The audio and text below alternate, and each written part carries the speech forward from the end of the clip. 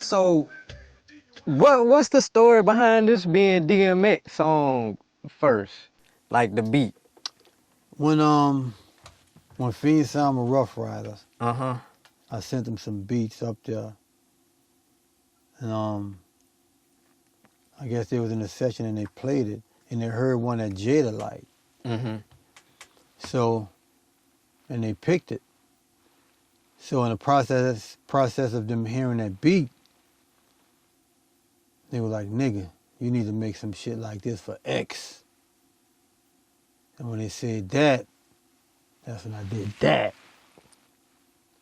So in the process of trying to get the Jada record together, that time we didn't have the internet. Yeah. So when they telling me to make changes, I had to make the changes and then save the files on the disk and FedEx that shit. Damn.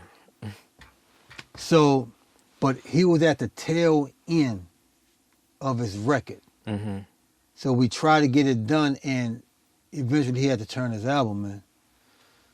So when it didn't go through, I was like, fuck.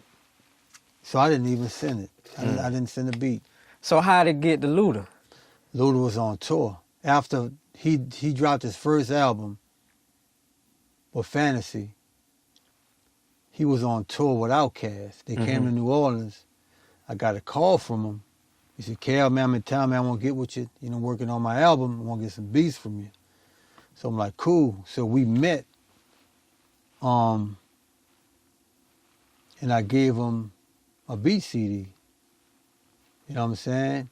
And after I gave him the beat CD, he called me the next morning. He said, "Man, this one available." I'm like, "Which one?" He was like, "This one." He played it. Oh, but the thing about it though was after they passed on it, let me rewind back. After I didn't send it for X, that's when Pharrell was popping. I mean, Mystical was dropping his album. So I was like, "Mystical, my nigga, you know, what you think about this one?" But the people from Jayz was more like, "Well, he already clicking with Pharrell, so we gonna stay in this lane." Yeah. And that's when, I got with Luda, and, the story go from there. So once Luda got it, he called me the next morning on the bus, "Man, I listened to the beats. Is this one open?" He played it. I'm like, "Yeah, it's open." He said, "Nigga, I already got the hook for it." Straight up. So when he finished it, he said, "When I get off this tour, I'm coming down you to record it." So he came by me. We recorded that record in my house. So we came in there, we songed it up. I tracked it out. He laid the hooks. And when he laid the hook, you know what I'm saying, he took it back and wrote his verse. So, but I gave him all the tapes. Mm-hmm. And he went back, and then he had called me, "Cal." I'm like, "What up, Luda?" He said, "Nigga, I think we need to get Mystical on this bitch." Straight up. And he already wanted to get on it. And it was already supposed to be his record anyway. Yeah. But not saying Mystical would have came up with that hook, though. Yeah. But we were like, cool. So, hey, Right. called Mystical.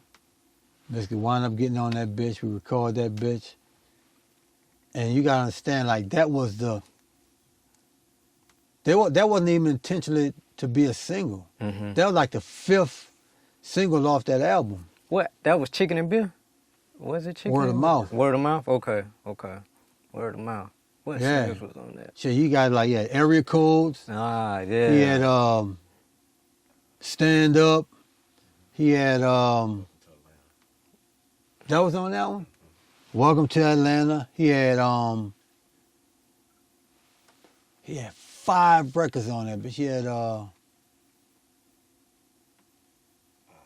Saturday. what the one that was Saturday. Yeah. And the That one for that Organized Noise. the Neptunes did. Pharrell did one and the Neptunes did one on now. I remember with Pharrell, that was Throw Them Bows, but that was before that. Shaking Money Maker was after that. Roll Out. Yeah, Roll Out, yeah. But the thing about it, what they did with that album was what they released, they cleaned up the whole album for radio. Mm-hmm. And they turned it in.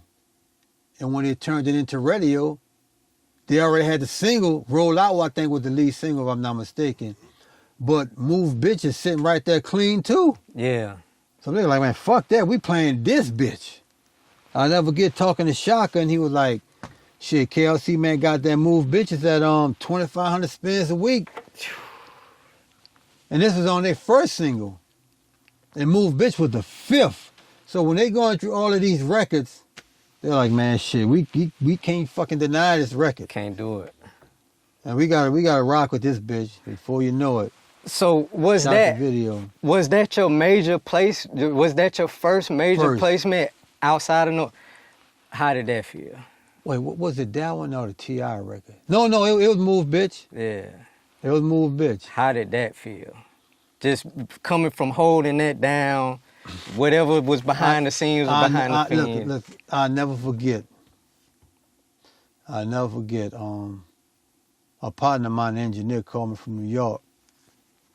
He said, nigga, whatever you do, you better hurry up and get your ass to New York, nigga, because after hearing that record, damn near every nigga is going to be biting that shit. So it's best for you to come up here and play and do this shit yourself, or you're going to hear a lot of other niggas doing this shit. I'm like, yeah, but you know what, though? They didn't have that snare. They ain't got that KL. They ain't got that KL. They didn't have that snare is a motherfucker, bro. It's legendary. Like that snare, it pretty much gave it the signature of a No Limit of a Soldier beat. Speaking of the snare, I see a lot of times people be having like the drum kits and things. Do you have it for like MPCs and? I'm working on one. Working on one? I've been called too many times for it. Yeah, yeah. I'm working on one. Just call that the KL snare. Don't even call it nothing else. But it's the KL They didn't give snare. it to something because they were like, man, that Soldier snare, that snare you have on them Soldier songs. Yeah, the Soldier snare.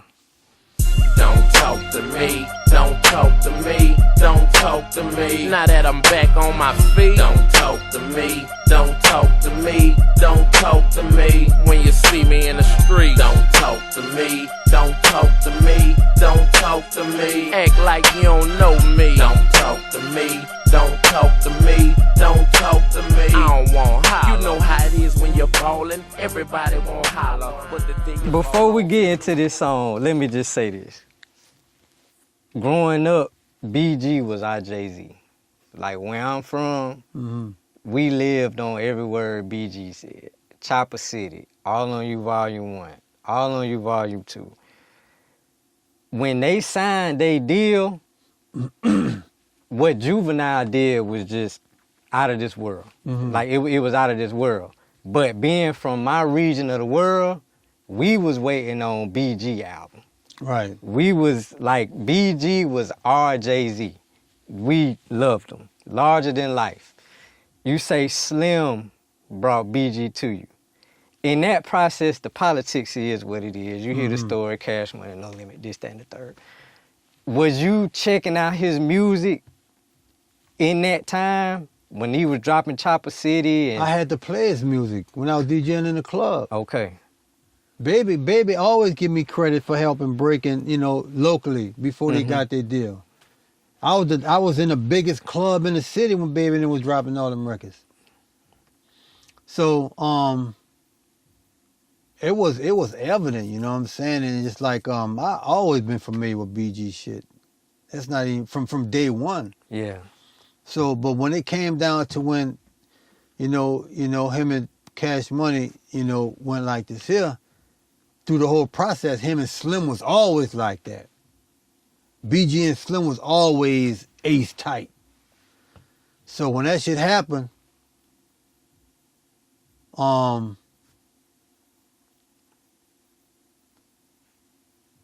Slim came up because we was working on Slim album. And that's when Slim and BG did a song called Never Seen It Coming. It was a song that they was doing together, that they was doing an album together. And the name of the album was Ain't No Limit Behind My Cash Money. Yeah. So That's dope. Yeah. So Slim came up there and brought BG with him. And that's when I'm like, even though I've been met BG, but it's like just in that in that element. Mm-hmm. Because I used to always see him coming to the club with Baby when they was promoting this shit. But Slim brought him to my house. So we did that record. Now, if I'm not mistaken, Slim was supposed to be on that record. Mm. Because I remember when me and BG was talking, Slim was supposed to come up with him when he did that record. But he couldn't find him, so he fucking came up by himself. I'll never forget, he came up in there, and we vibed out for a little bit. And he just went in the front. I said, well, shit, let me whip up something. He went in the front, he fell asleep. I came up with the beat, and then the hook came to me. And I played that beat, that bitch came out, boom, boom, boom, and I ran to the don't talk to me, don't talk to me, don't talk to me. And he was like, oh, yeah, put me in. So Yeah. he laid that part, and then that's when he came in, when you see me in the street, don't talk to me. That's when he started adding in all the feelings part to the hook. And after he did that, he wrote the verses. We sat back and listened to that bitch like, ooh, bitch. To this day, he was like, man, I am so pissed I didn't shoot a video to this. Yeah, man. He said after I talked to him, when I went up there by him in Vegas when he came out, we talked, and we always go back to that record. He was like, nigga, I'm so fucking, he said, man, I don't know why I did not shoot a video to this fucking song. Hearing that song is like the shit I live for as a fan. That was our first record. Yeah, because it's like, we done heard him on Manny. Mm-hmm. Who else to New Orleans to get on the song with other than KLC? You know, you ain't worked with Wayne, have you? Have you worked with Wayne? Wayne the only one. Yeah, because you got tracks with Turk, Juvie. Me and Wayne have never met. Mm. Probably, I think one time my manager told me we had the Louisiana Fest and Mystical perform. Mm-hmm. Well, Mystical was doing his set because with Mystical, when he performed, you gotta keep your eyes on this nigga. Because when I say he's all over the place and, you know, he'll call an audible on your ass quick. Yeah. You know what I'm saying? And you gotta catch him, you gotta know what he's talking about. So one time we was rocking out and motherfucking, I think Mystical did a little plug to where he said, let me introduce y'all to my DJ. And I'm like, shit, I wasn't ready for it. And he was like, nigga, play that shit you made. And I'm like, oh man, the first song that I came up with was,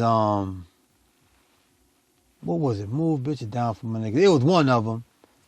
And so when I played it, my manager was saying Wayne was like right like next to me like this here, but I never looked his way because when I came up, I didn't see him there because I was up before he came there. So Yeah. I was locked in on Mystical and I just never looked that way. And he said, man, Wayne was right there next to you rocking with you, nigga. I'm like, damn, bro, I didn't even know that. I didn't see him, but we need that KLC. I made Wayne. one for Turk that nobody haven't heard yet though. That's coming out? Man, that shit been out. He when he left Cash Money, he went to Koch. Yeah. Man, I forgot. Man, that was probably like, out of all the beats that I made, that's probably like the hardest one. That was probably the hardest one. That bitch was probably harder than Hoes for Everybody. Yeah. That one I did for Turk. That mother, I'm like, you ever made a beat and that bitch so hard, you like, man, I want to keep this shit for myself. It's like, man, I got to put this Put it like this here. If he wasn't there when I made it, I would have kept it and made something else. It's just that he was there, right there with me when I was making that bitch. And he said, I got to get on it. That hard. That bitch was hard. Mm.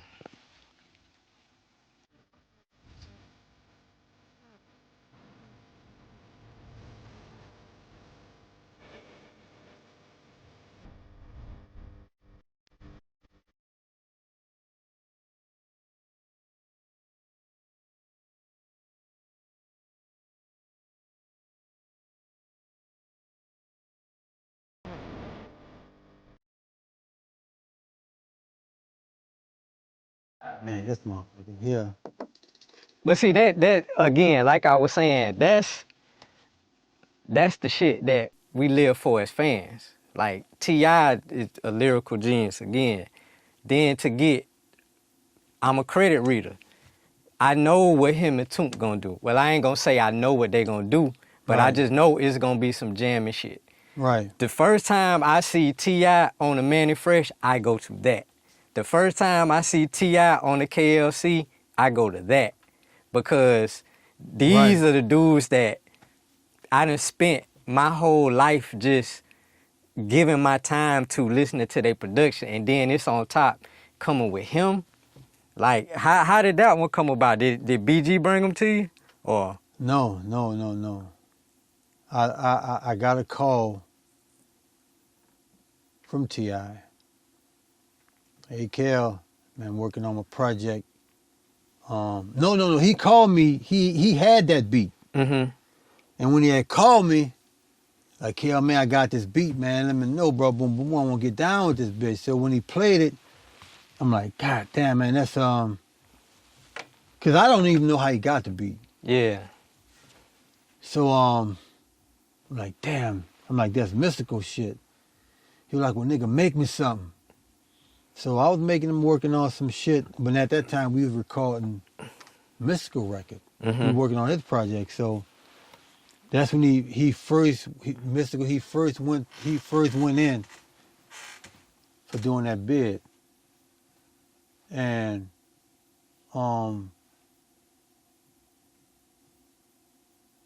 I never forget. He left out the booth. He was doing a song on my album called "Holla at Me," and so he was, because it was for his record though. So we were finishing up for him. So what he said was, "Shit, I'm gonna lay this verse, and when I get out of court tomorrow, we gonna finish up, because that's when Jive staff and all them was coming. Like Toy Green was down here. She was his A&R. So he like, well, shit, when we get out of court, when I get out of court, I'm gonna just come. We gonna finish this bitch up." He went to court and they kept him. Damn. So when T.I. was asking, when he had that beat, when he called me, he just called me following up. And like, hey man, you gonna keep that bitch? T.I. said they kept him, huh? I'm like, yeah. I'm like, shit. So Fiend was originally supposed to do the hook. Mm. And he wound up doing the hook. At that time, I didn't know they was gonna put BG on it. I didn't hear it until mixing. So I went to I went to Atlanta in Patchwork, and when I heard it, I'm like, yeah, I like that nigga, because Tip, he really, one thing I can say about my production is that it's gonna change how you fucking rap. Yeah. You know what I'm saying? Because Tip at that time, he wasn't like really rapping on this kind of shit. Mm-hmm. If you listen to his flow on here and listen to the flow on his other records, it's totally different. So when I heard that motherfucker snapping on that bitch, He cut the fool. and then I heard BG He verse, cut the fool. like, yeah. And I was like, man, I figured that, man, this should have been a single, nigga. This is the perfect follow-up for Move Bitch. Yeah, like I was saying, man, that's that type of shit as a fan that you live for. Like T.I. on the KLC beat. You know what I'm saying? It's like, that's crazy. That's crazy. As a fan, I went to that first when I was reading the credits, and I was like, yo, this here about to be crazy. And I think that's probably the first album me and Fresh produced on Together. Yeah. It's either that one or the Trina album. Mm. That Trina record was hard as fuck too.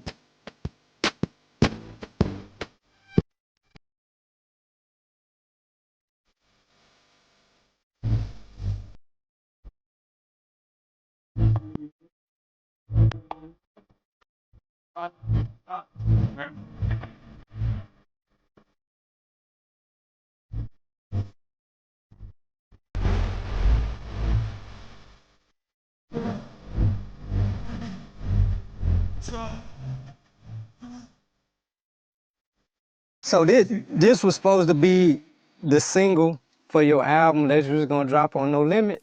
Yep. No. This is done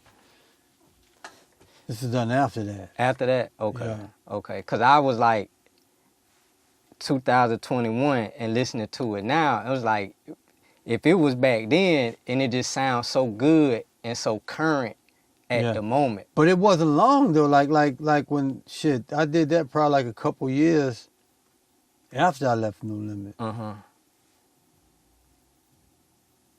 Yeah, that song got some age on it too. That Yeah. motherfucker not young. Yeah. So you just had to bring it back out. Hey man, bro, I have a lot of shit. Like the project that I'm working on now, man, it's like I have so much of shit, bro. It just, and I look at like and listen to a lot of stuff that's out right now. I hear my DNA and all that shit, my nigga. Yeah. I do. Oh, You know what I'm saying? definitely. I hear my DNA, especially like when around the No Limit era and after we left. It's just like a lot of my shit. Like I heard me in a lot of these beats. Yeah.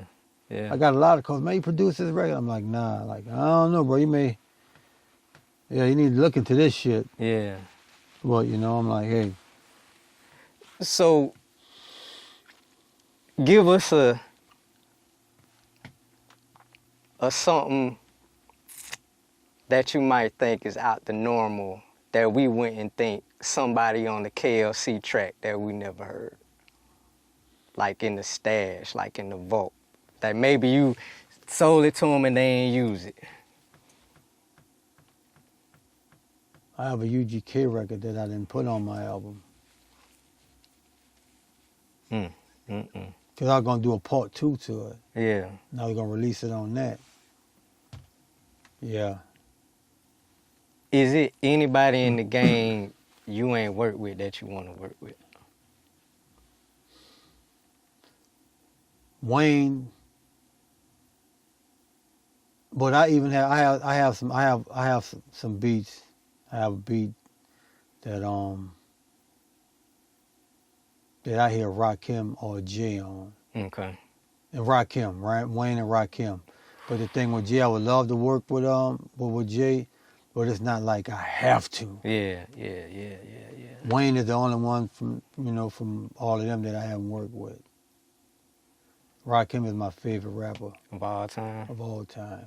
What's that what's the bar with the sevens? I know that's like the most famous hip hop. I take 7 MCs. Put him in a line. Yeah. I had 7 more brothers who think it rhyme. Yeah. See, I had 7 more Rakim, brothers before I go for mine. he a little MCs bit there up at the same time. before my time. You know what I'm saying? But I understand his greatness. My nigga, He changed the game. if I run you some of his shit, just run it, man. He definitely is not from this generation. Yeah. The So- God MC. The R. Nobody's above. Like I always say, I think LL is the GOAT, Mm-hmm. but Rakim is the God. No GOAT is above a guy like Yeah. what he did lyrically on the record, bro. It was just like he one of the ones that changed how niggas rap in that Definitely. era. Yeah. When he came out, It was over. okay, this shit needs to be changed up. Because everybody was on some these Yeah. are the breaks type thing. Then he just came with the cool, mellow flow. And it just his flow is like he don't like some people like when they catch a rhythm and rhyme it, they'll go with it. Yeah. This motherfucker be like zot zot zot zot zot zot zot zot zot zot zot the zot zot zot zot Yeah. the zot zot the zot. And his flow just be like I love the way Fuck. he described it. Like I watched the interview one time and he was like, my voice is like Miles Davis. It's like jazz. Like Right. how I use it. It's an instrument and how I use it. I love when he described that. Like I said, he was before my time, but like I love Don't Sweat the Technique. but I see love that. that's like some of my like this beat that I see I hear him on. Nigga, this shit is fuck. Rakim, I got this one we need that. I got this one that that's for my album, but if I'm able to get this bitch to Dre, Yeah. cause it's producer talk shit. Yeah, okay. You know, I know my catalog, but it's just like with him, bro, it's like if this record just kind of like put it like this here, Slow Motion, right? Mm-hmm. That was a Soulja Slim record, Mm-hmm. and Juve will tell you that. Yeah, I heard the story where he say he didn't know if he was gonna be in and out of jail. But he told Juve, nigga, I know if you put this out on your album on Universal, Mm-hmm. it's gonna be bigger than what I'm gonna do independent. Yeah. Here. But I like this song that I have, like, called, I don't know if I'm gonna call it Cut Up or On a Tear. Yeah. But I know if, in the verse written and all of that shit. But I know if Dre was to put this shit out for him, It'd be different. So I can't hold this man here hostage, man. At some point, it's got to come to an end. that's all good. I want you to put up this one record, though. What you want? What you want? What we talking about? That six shot? This your dog. Okay. The reason why I'm telling you that because everybody say that this beat is their favorite beat that I ever done. Well, we gonna do it by request. Let go. Whoa. Shot. Whip through on a Zook 7 ooh ooh. Alright. On my Glock got engraved, bring trouble too. Easy side, you not know who we are? 6 shot, the murderer, they go for Wild Willa. And then a damn thing changed. Your dog acts a fool behind his chain. Snatch chain, leave what's on next. Going on that, come back and shoot. I so still don't try and rep like you know me. 6 play, look. Right about this, his album is my best work ever. Yeah. I heard his name, but I never heard his music. I know he was just like Soulja. He was tied into Soulja Slim. His pen, he is nothing to fuck with, my nigga. Yeah. That nigga pen is, that nigga is dangerous. Straight up. His wordplay is just like,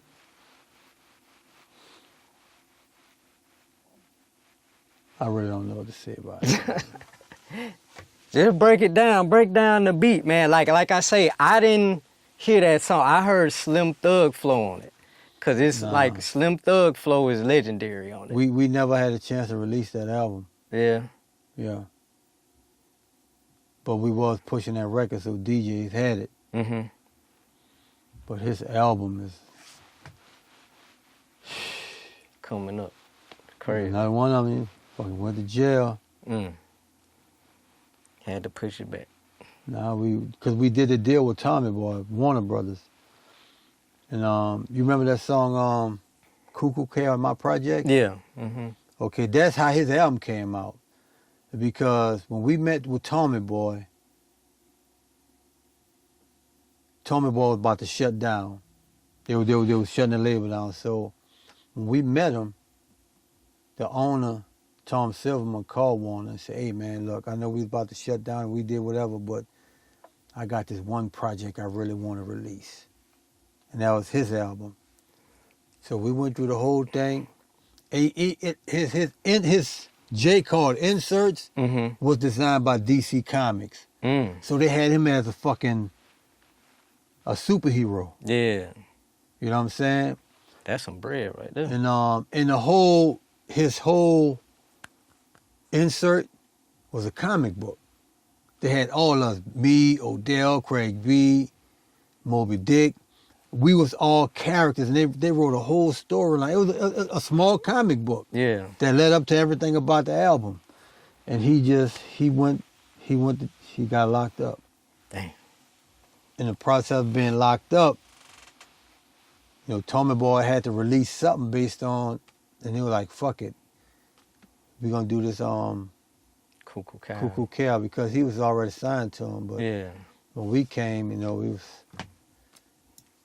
that in my projects was a big song. I remember that. But like it ain't that, you know what I'm saying? Yeah, man. That could have been serious. Yeah.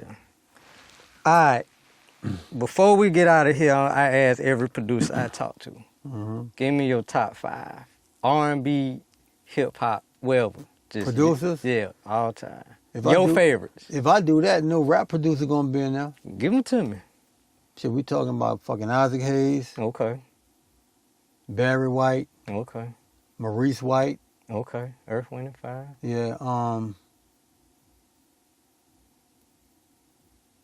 gotta say fucking Quincy. Quincy. Mm-hmm.